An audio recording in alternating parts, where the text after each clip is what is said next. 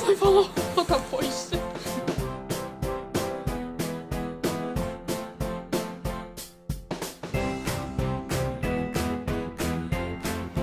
Tervetuloa Maagisen omenan uutisiin. Olen Pentti Hilkuri. Täällä olemme Metsäkankaan koulun työmaa-alueella ja tämä puretaan pois.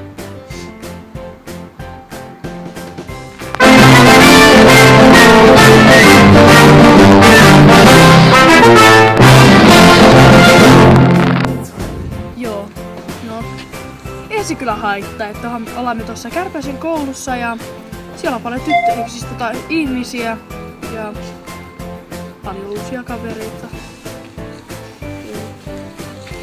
Tällaista nyt tästä aiheesta. Takaisin studioon. No ei.